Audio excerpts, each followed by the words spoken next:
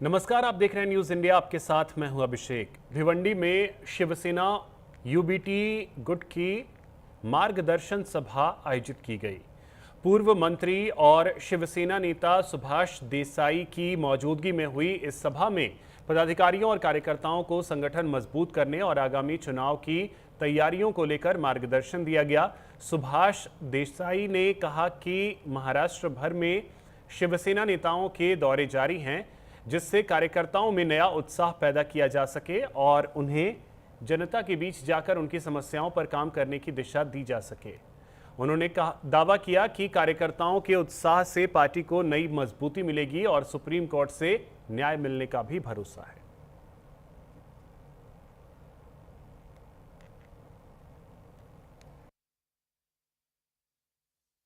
संबंध महाराष्ट्रात असे दौरे चालू आहेत आणि शिवसेनेचे नेते जिल्ह्यामध्ये फिरून शिवसैनिकांशी संपर्क करतात। खरं तर शिवसैनिकांमध्ये आणि पदाधिकाऱ्यांमध्ये जागरूकता आहेच आणि ते क्रियाशील आहेत, पण ते अधिक त्याला गती देण्यासाठी, वेग देण्यासाठी आणि आताचा जो काळ आहे त्याच्यामध्ये लोकांची सुखदुःख काय आहेत, काय अडचणी आहेत, त्या लक्ष देण्यासाठी हे अशा प्रकारचे मेळावे घेऊन त्यांना मार्गदर्शन केलं जातं आणि त्याच्यातून सामान्य जनतेशी जास्तीत जास्त संपर्क ठेवण्याचं जे आमचं मुख्य कार्य आहे ते कार्य जास्त वाढवण्याचा हा प्रयत्न आहे।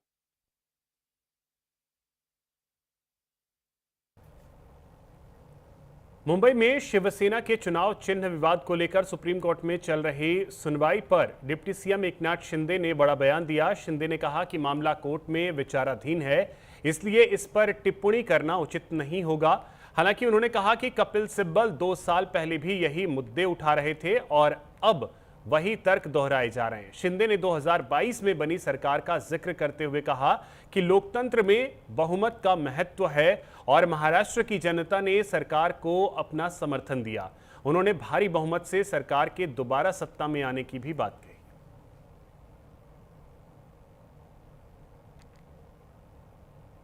प्रविष्ट बात है। देखिए, अभी सुनवाई वहां शुरू है, इसलिए उस पर टिप्पणी करना मैं उचित नहीं समझता हूं। लेकिन आप अगर गौर करें तो जब पिछले समय जब पहले समय 2 साल पहले जब सुनवाई हो रही थी, यही मुद्दे वो सिब्बल साहब बोल रहे थे। अभी उसी का रिपीटेशन इस बार भी हो रहा है। आप गौर करेंगे तो आपको पता चलेगा। लेकिन मैं इतना ही कहूंगा, ये न्याय प्रविष्ट बात है और इसलिए मैं उस पर टिप्पणी नहीं करना चाहता हूं। लेकिन मैं ये कहूंगा कि लोकशाही में, डेमोक्रेसी में मेजॉरिटी को अहम महत्व है और जो सरकार वहां जब 2022 में बनी उसे इस महाराष्ट्र की जनता ने भी स्वीकार कर लिया। महाराष्ट्र जनता ने आशीर्वाद भी दिया। फिर से दोबारा सरकार भी आ गई लैंडस्लाइड मैंडेट लेकर। इसलिए लोगों को समझना चाहिए, जनता की अदालत में इतने काफी मेजॉरिटी से सरकार आना ये महाराष्ट्र के इतिहास में पहली बार। नागपुर में मैटरनिटी लीव बढ़ाने के प्रस्ताव को लेकर अमृता फडणवीस ने अपनी मिली-जुली राय रखी। तमिलनाडु में प्रसूति अवकाश बढ़ाने के प्रस्ताव पर उन्होंने इसे दो-धारी तलवार जैसा बताया। अमृता फडणवीस ने कहा कि एक तरफ ऐसे फैसलों से तीसरे बच्चे के लिए प्रोत्साहन मिलने की बात सामने आती है, वहीं दूसरी तरफ महिलाओं का यह बुनियादी अधिकार है कि उन्हें बच्चों की परवरिश के लिए पर्याप्त समय मिले। उन्होंने कहा कि इस मुद्दे के दोनों पहलुओं पर विचार करना जरूरी है और फिलहाल उनकी राय मिली-जुली है।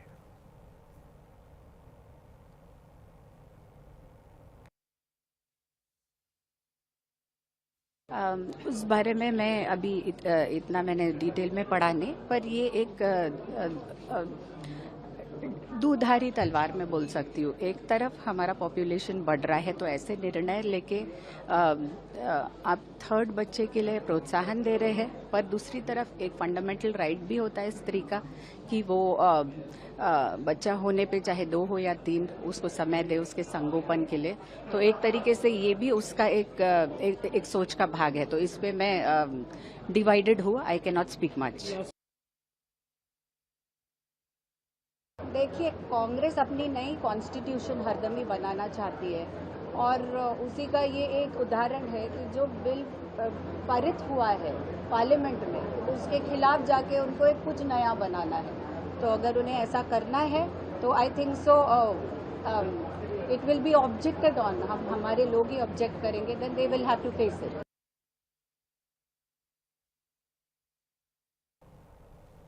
मुंबई के घाटकोपर रेलवे स्टेशन से हैरान करने वाला मामला सामने आया। सीएसएमटी से टिटवाला जा रही लोकल जैसे ही शाम करीब 6:22 पर घाटकोपर स्टेशन पहुंची एक शख्स ट्रेन की छत पर चढ़ गया। घटना की जानकारी मिलते ही पुलिस और रेलवे प्रशासन हरकत में आया। पुलिस ने मौके पर पहुंचकर शख्स को ट्रेन की छत से नीचे उतारा और अस्पताल भेजा। फिलहाल शख्स की हालत और उसके ट्रेन की छत पर चढ़ने की वजह की जानकारी सामने नहीं आई।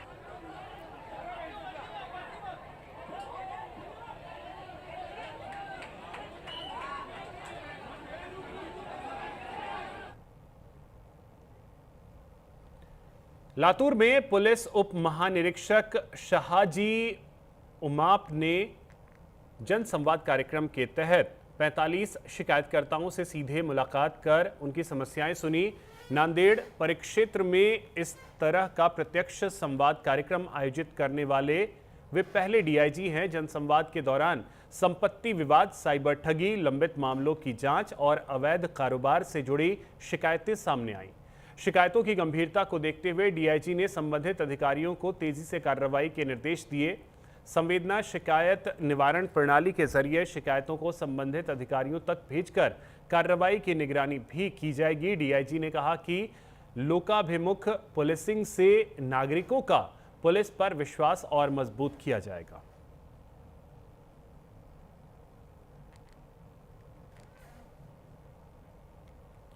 अहिल्यानगर के कोपर गांव शहर में आवारा पशुओं की समस्या अब जानलेवा होती जा रही है। आवारा पशुओं के हमलों में अब तक 2 लोगों की मौत हो चुकी है, जबकि कई लोग घायल बताए जा रहे हैं। इसी के विरोध में बुधवार को छत्रपति शिवाजी महाराज स्मारक पर नागरिकों ने धरना दिया। लोगों ने आवारा पशुओं का तत्काल बंदोबस्त करने और नागरिकों की सुरक्षा सुनिश्चित करने की मांग की। नागरिकों का आरोप है कि सड़कों पर बड़ी संख्या में घूम रहे आवारा पशुओं से हादसों का खतरा बना रहता है।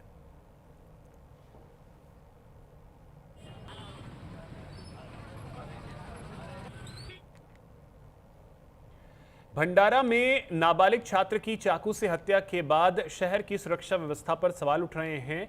18 अगस्त की शाम मेंढा इलाके के नेहरू गार्डन के पास 15 वर्षीय अंशु गजानन येरकड़े पर चाकू से हमला किया गया, जिसमें उसकी मौत हो गई।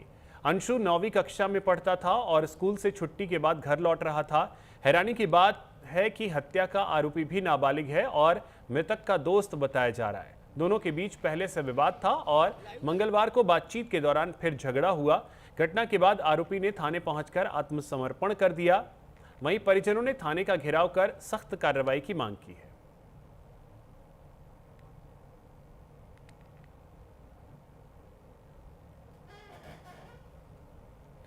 नागपुर पुलिस ने साइबर अपराध, मनी लॉन्ड्रिंग और हवाला से जुड़े एक बड़े नेटवर्क का खुलासा किया है। पुलिस की विशेष टीम ने गोवा में छापेमारी कर 4 आरोपियों को गिरफ्तार किया है। जांच में सामने आया है कि आरोपी कथित मनी हैकर रैकेट के जरिए साइबर ठगी और अवैध लेनदेन को अंजाम दे रहे थे।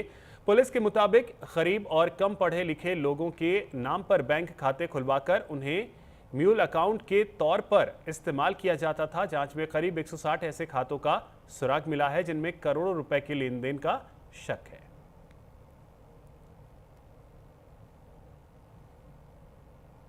तो हमने हमारा प्रतापनगर पुलिस स्टेशन के अंडर एक गोपनीय माहिती के अनुसार हमने 2 लोगों को गिरफ्तार किया था। तो उसमें हमको म्यूल अकाउंट्स मिले थे। मतलब जो यहाँ पे जो लोग हैं वो म्यूल अकाउंट बना के लोगों को दे देते हैं for other purposes, cyber fraud की पर्पसेस है, गेमिंग की पर्पसेस है ना, क्रिकेट बुकीज की पर्पसेस है, उसकी लिए देता था। ऐसा हमको इनिशियल माहिती था। हमने लोगों को गिरफ्तार किया, उसको पीसीआर में लिया, उससे इंटरोगेशन किया। तो उससे इंटरोगेशन में हमको जो डिटेल्स मिला है उससे हम इमीडिएटली हमको लगा कि एक टीम वहाँ पे गोवा में बैठी है जो वो ऑपरेट कर रही है। तो हमने वहाँ पे जाके वहाँ पे भी छापा मारा। छापा सक्सेसफुल हुआ। उसमें हमको 4 लोगों को वहाँ से गिरफ्तार किया। वहाँ से हमारे पास कुछ मोबाइल्स वगैरह मिला है एंड कुछ लैपटॉप मिला है, तो उसका विश्लेषण अभी चालू है। तो ऐसा जो किया है, ऐसा कुछ और भी कहीं और भी पैनल्स मिलने की चांसेस है, तो उसमें इन्वेस्टिगेशन चालू है। पुणे के जुन्नर के पिंपलवंडी में 9.5 साल की बच्ची के मौत के मामले पर उप मुख्यमंत्री सुनेत्रा पवार ने कड़ी नाराजगी जताई है। उन्होंने पुणे जिला पुलिस अधीक्षक संदीप सिंह गिल से फोन पर बात कर जांच की जानकारी ली और मामले की पारदर्शी और गहन जांच के निर्देश दिए। सुनेत्रा पवार ने घटना को बेहद निंदनीय बताते हुए आरोपी के खिलाफ कठोर कार्रवाई की मांग की है। उन्होंने कहा कि जल्द सजा सुनिश्चित करने के लिए मुख्यमंत्री देवेंद्र फडणवीस से मामला फास्ट ट्रैक कोर्ट में चलाने की विशेष मांग की जाएगी। उन्होंने पीड़ित परिवार के साथ खड़े रहने और जल्द उनसे मुलाकात करने की भी बात की।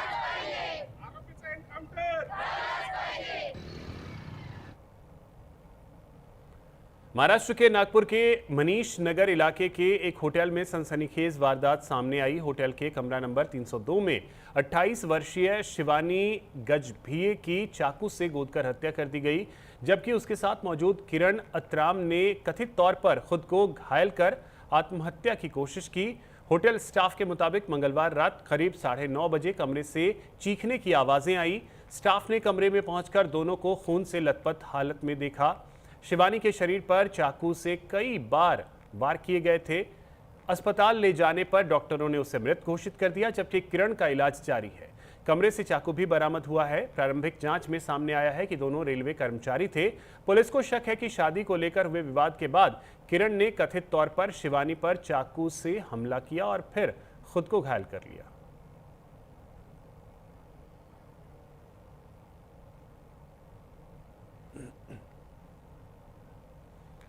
महाराष्ट्र में एफडीए अधिकारी तुकाराम मुंडे के नाम पर कार्रवाई का डर दिखाकर वसूली का सनसनीखेज मामला सामने आया है। नागपुर के शांतिनगर इलाके में एक शख्स पर पंडित का भेष धारण कर खुद को एफडीए अधिकारी और पुलिस अधिकारी बताकर दुकानदार से पैसे मांगने का आरोप लगा। दुकानदार को शक हुआ तो उसने आरोपी को बैठा लिया और पुलिस को बुला लिया। जांच में आरोपी की पहचान अब्दुल्ला उर्फ वसीम शेख के तौर पर हुई है। पुलिस अब पता लगा रही है कि आरोपी अकेले इस काम को अंजाम दे रहा था या इसके पीछे कोई गिरोह है। मैं दुकान शॉप में था, उस टाइम एक व्यक्ति आता है, वो आता है मेरे को बोलता है आज तेरे यहाँ पे रेट गिरेंगे। मैंने बोला भैया बोला रेट क्यों गिरेंगे, तो नंबर दिया अपना, उसने कॉल किया मेरे नंबर पे, नंबर लिया मेरे से, कॉल किया मेरे नंबर पे और उसके बाद वो चले गया ऐसा बोल के। और उसके बाद वो आया 2:15 बजे, 2 या 2:15 बजे के टाइम पे वो आया और वो मुझे बोलने लगा क्या अभी पुलिस की गाड़ी बाजू में है, बोले हमारे डिपार्टमेंट की एफडीए है, क्या बोलते फ्रूट डिपार्टमेंट ऐसे करके बोला उसने। और हमारी गाड़ी है, बोले अभी बता, बोले कैसा करने का, बोले नहीं तो अभी सील हो जाएगा, बोले तेरी दुकान सील हो जाएगा बोला। और 19/8/2026 को पुलिस थाना शांतिनगर यहाँ पे फिरियादी नामक विलास श्रावण राउत, उम्र 28 वर्ष, ये इन्होंने यहाँ पे आके अपनी रिपोर्ट दी है। उसमें उन्होंने बताया कि कल तारीख 18/8/2026 को उनके मुदलियार चौक के एक पान ठेले में एक इस व्यक्ति आया और उसने बताया कि वो फूड पुलिस ऑफिसर है, फूड डिपार्टमेंट का पुलिस ऑफिसर है, वैसा उसने बताया। और उन्होंने उसको बताया कि अगर कोई आपके यहाँ पे कार्रवाई करने आए तो ये मेरा मोबाइल नंबर ले लीजिए और ये मेरा नाम उनको बताइए। बाद में तकरीबन 3 घंटे बाद 2:15 बजे वो फिर से वही आदमी वापस आया और उसने जो फिरियादी है विलास राउत, इनको बताया कि आपको अगर आपके खिलाफ कार्रवाई नहीं करनी है तो आपको 10,000 रुपये देने पड़ेंगे। एक्यूज जो है वसीम शेख नामक, उन्होंने वापस नहीं दिए, तो आज उन्होंने पुलिस थाना शांतिनगर यहाँ पे आके अपनी रिपोर्ट दर्ज करवाई है। उसके मुताबिक 318(4), 319, 204 और 205 भारतीय न्याय संहिता के धाराओं के अनुसार ये यहाँ पे अपराध दर्ज हुआ है। पुणे के जुन्नर तहसील के पिपलवंडी गांव में नाबालिग बच्ची की संदिग्ध परिस्थितियों में मौत के बाद सनसनीखेज मौत का एक बेहद ही सनसनीखेज मामला सामने आया है। यह घटना 18 अगस्त को दोपहर करीब 3:30 से 4 बजे के बीच की है।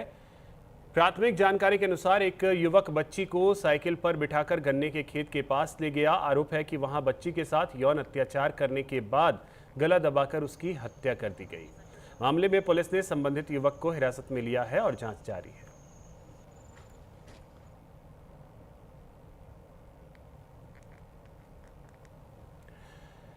नासिक रोड गोलीबारी और राहुल हत्याकांड मामले में पुलिस को बड़ी सफलता मिली है। पुलिस ने कार्रवाई करते हुए 12 आरोपियों को गिरफ्तार किया है, जबकि 2 आरोपी अभी भी फरार बताए जा रहे हैं।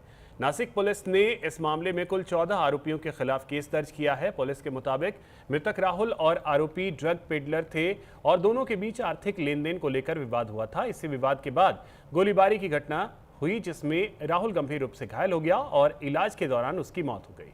पुलिस फरार आरोपियों की तलाश में जुटी है।